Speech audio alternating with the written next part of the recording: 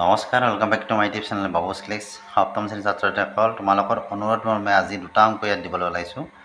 4A চেপ্টাৰৰ অংক মই গোটেইখিনি দিয়া আছে, তোমালোকে এই ভিডিঅ' ডেছক্ৰিপশ্যনত তাৰ লিংকটো পাবা। তাৰপিছতো তোমালোকৰ পৰা কমেণ্ট আহিছিল যে 1ৰ 5 নম্বৰটো আৰু এইপিনে যে আছে 4, এই যে 4 আছে, এই 4ৰ 5 নম্বৰটো, এই দুটা বোলে আকৌ বুজাই দিব লাগে। গতিকে মই আকৌ তোমালোকক এই দুটা দিবলৈ ওলাইছোঁ। তো ভিডিঅ'টো সম্পূৰ্ণকৈ আৰু মনোযোগেৰে চাবা। তো আজিৰ ভিডিঅ'টো আমি আৰম্ভ কৰোঁ।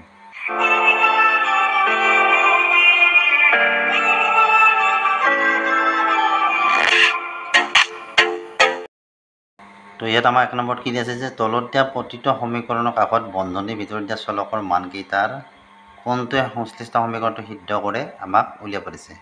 তো 5 নম্বৰটো আছে কি y² - 3 = 6y - 3। ইয়াত y ৰ মানকেইটা দিয়া আছে। এই y ৰ মানকেইটাৰ কোনটোৱে এই সমীকৰণটো সিদ্ধ কৰিব সেইটো আমাক উলিয়াব দিছে। তো কেনেকৈ কৰিম আমি এইটো?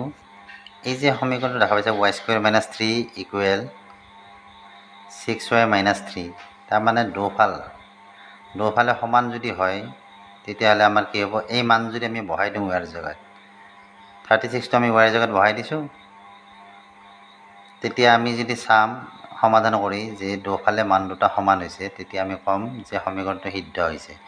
ইয়াত দুটা ফাল যিটো আছে আমি এনেকৈ লিখিব পাৰোঁ, লেফ্ট হেণ্ড ছাইড কি আছে? লেফ্ট হেণ্ড ছাইডত আমাৰ y² - 3। তো y যদি আমি y = 36 লওঁ প্ৰথমটোৰ ক্ষেত্ৰত, তেতিয়াহ'লে কি হ'ব? y ৰ জেগাত আমি কি বহাব লাগিব? 36 বহাব লাগিব। 36² - 3। তে 36 দুটা পূৰণ কৰি দিয়া, কিমান হ'ব? 6 × 6 = 37, 6 হাতত 3, 6 × 3 = 18, 18 × 3 কিমান হয়? 21 হয়। 6 × 3 = 18, 8 হাতত 1, 3 × 9 = 10। তো 6, 9, 2, 1। তো এইটো হ'ব আমাৰ কি? 1296 - 3। তো 1296 পৰা -3 কৰিলে আমি কিমান পাম?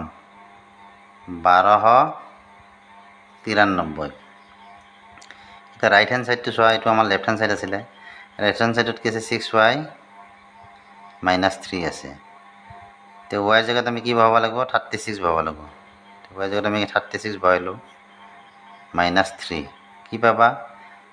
36 ৰ 6 পূৰণ কৰা, কিমান হ'ব? 6 × 6 = 37, 6 হাতত 3, 6 × 3 = 18, 18 × 3 = 21, 216 - 3। তো 216 পৰা যেতিয়া